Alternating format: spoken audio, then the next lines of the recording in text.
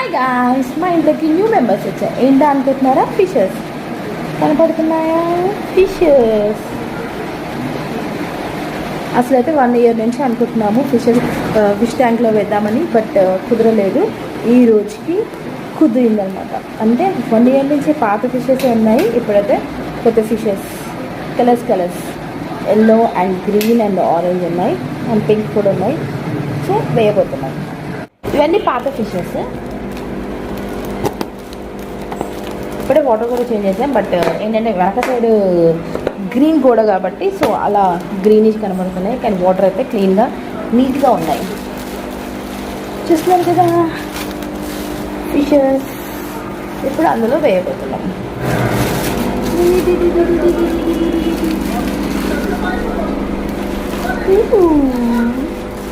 Hi, welcome.